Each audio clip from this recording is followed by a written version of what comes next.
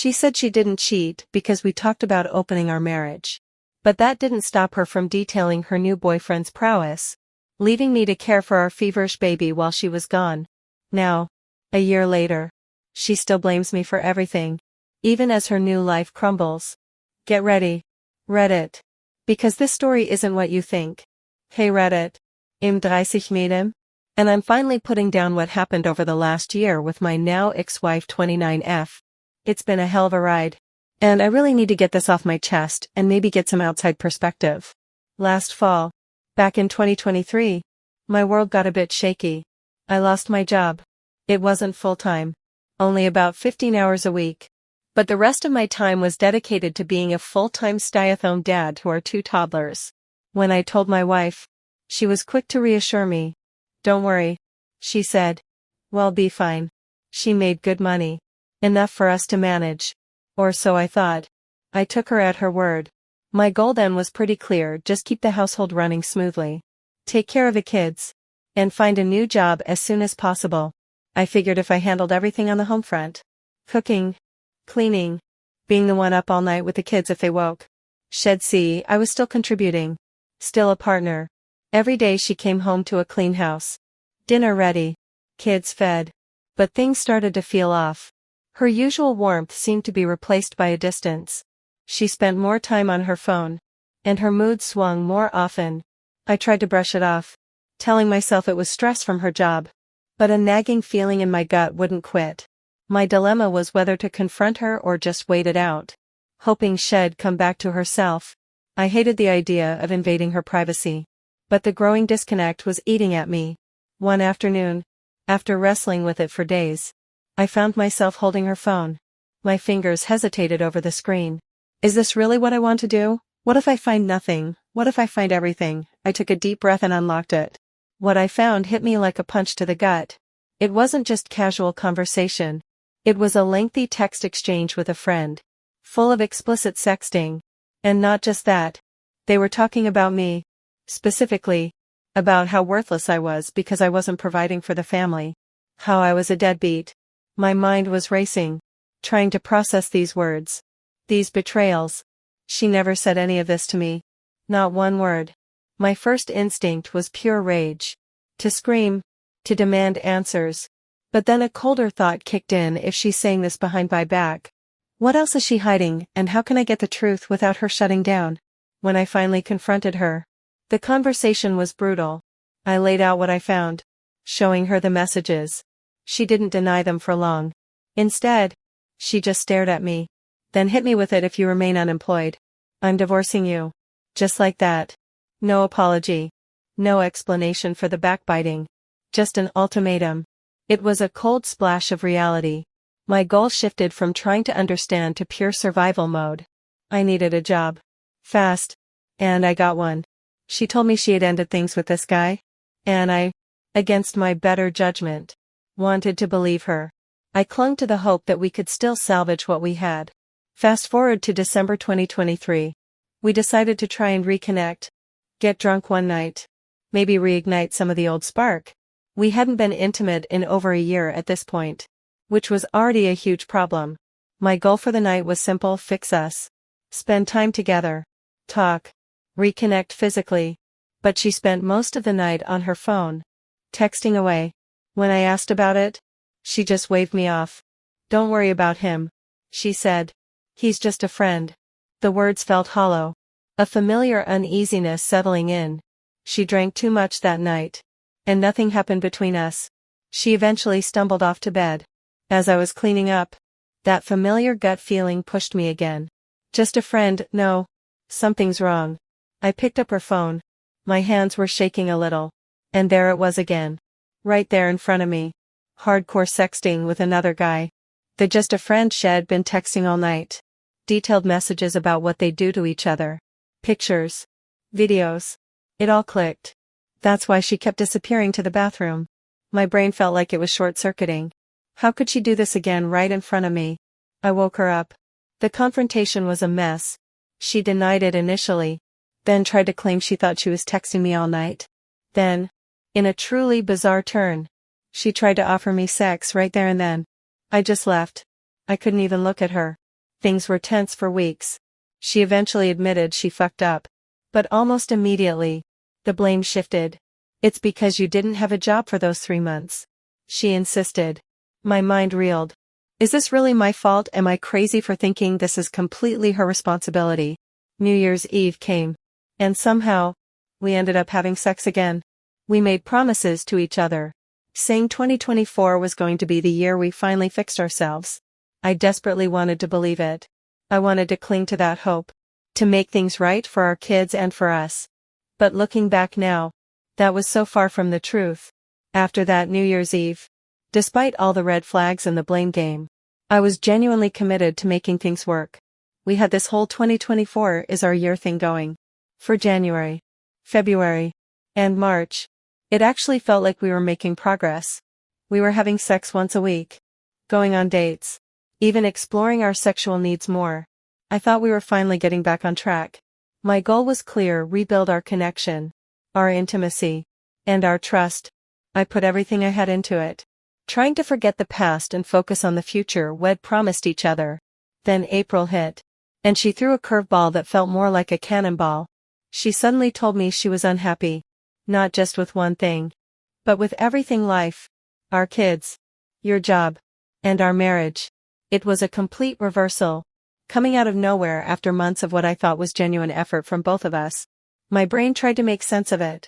Unhappy with our kids, what does that even mean? I immediately asked her to talk, to go to counseling with me, to try and figure this out together. Her response, a flat no. She wanted to just get away for a week and think. The rejection stung. But a part of me, the part that still wanted to believe, thought maybe a little space would help her clear her head. Here's another point that ties into the bigger picture. Around March, just as I thought we were on solid ground, she started pushing for us to open up the marriage. Initially, it was about a threesome, which I wasn't really keen on. I have serious jealousy problems, and I made that clear. My gut screamed no. But she was relentless. She kept pushing, chipping away at my resistance. My goal was to protect my boundaries and our marriage. But her pressure was immense. Eventually, I reluctantly agreed to the threesome, hoping it would satisfy her and keep our marriage intact. But she didn't stop there. She then pushed me to agree to her sleeping with someone else. I told her, explicitly, no. My boundary was firm on that. This is not okay. I cannot do this. But that no apparently didn't count for much in her book. One night, she claimed I was drunk and said yes. And that, in her twisted logic, meant she had permission. I have no recollection of saying that, and it goes completely against what I firmly stated. The manipulation was sickening. My dilemma was realizing that my explicit boundaries meant nothing to her, and the terrifying thought that she might just do it anyway. And she did. She met this guy, a 23-year-old off Snapchat, someone she'd known for maybe a month. And in June, she just left. She went away for a week, supposedly to think, but really, to spend the entire time with this just a friend. And yes, she had sex with him. When she came back from that trip, she didn't try to hide it. She told me, in excruciating, painful detail, what they did together. She even compared him to me, telling me how much bigger he was, and how much more he pleased her. Each word was a dagger. My mind struggled to comprehend the cruelty, the deliberate desire to inflict pain. Why would she tell me this? What kind of person does that after delivering those brutal details? She simply declared she was done with our marriage. My heart, which had been clinging to scraps of hope, shattered. The next few days were a blur of grief and anger. In my emotional haze, I started looking around, and I found them. The receipts for sex toys they bought together. A photo strip of them kissing. A handwritten love letter. Each piece of evidence twisted the knife deeper. She bought sex toys with him, a love letter. They've known each other for a month, but the most shocking discovery was yet to come. I don't know how, and she still doesn't know this, but I found the video recording. It was from inside the photo booth in some mall, of them making out and telling each other, I love you. I love you. After a month. It was sickening. That entire week she was gone, playing house with her new boyfriend. I was home, being the parent I've been for 4 years. Full time. Our youngest child had a fever of 102 for a day and a half that week. She didn't care. She didn't call, didn't check in. Her absence during that crucial, difficult time solidified a terrible realization for me: she truly doesn't care about me. Or even our kids. When her own desires are on the line. It wasn't just a betrayal of our marriage. It was a betrayal of our family. This whole time. Even now. She claims she didn't cheat. All because we had talked about opening up the marriage a bit. The gaslighting is infuriating. I explicitly told her I was not comfortable with any of it.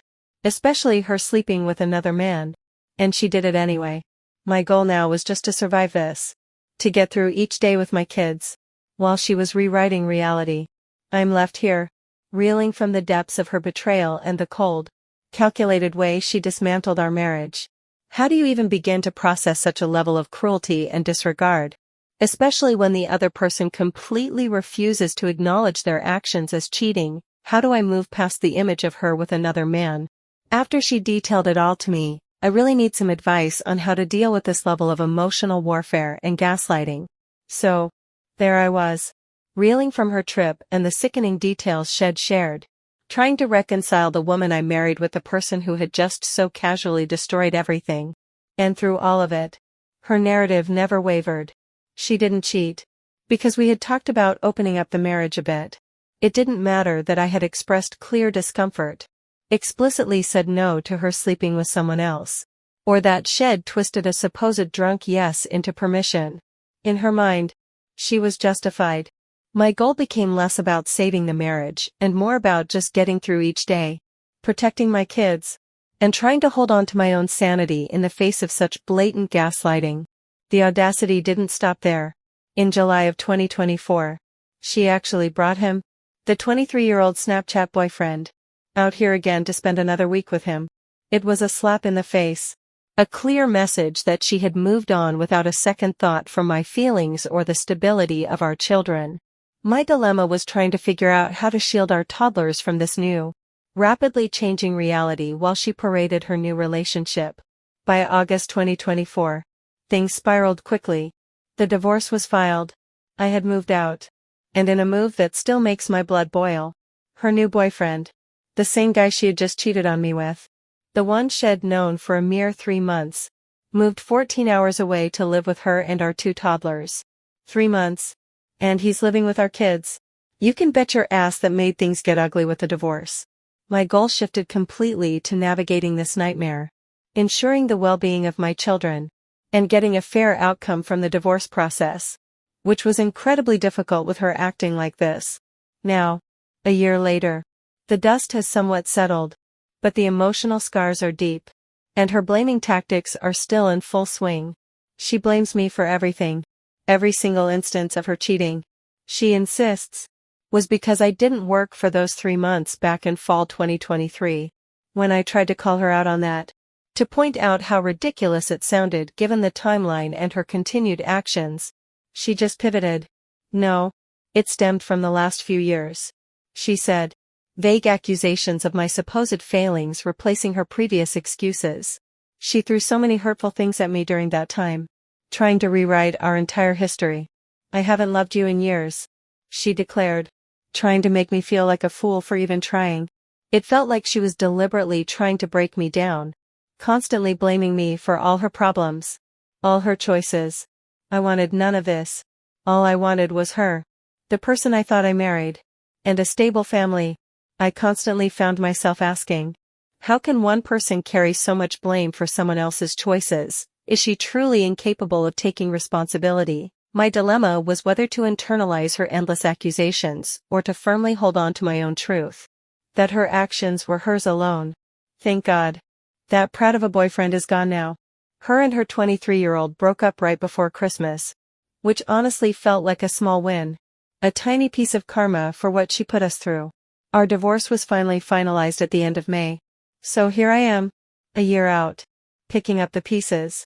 I've navigated the immediate chaos, the divorce, her moving in a stranger with our kids, and her relentless blame. But even with the divorce finalized, her words and actions still echo. I'm left with the weight of her betrayal, the constant gaslighting, and the struggle to rebuild my self-worth after being told I was worthless and blamed for everything. How do you truly heal from such a profound betrayal? Especially when the person responsible refuses to take any accountability and continues to rewrite history. How do I move forward? Not just for myself, but for our kids, and ensure I don't carry this bitterness into future relationships. Any advice on truly letting go of the blame and the what ifs would be incredibly helpful right now. Thanks for listening. Reddit.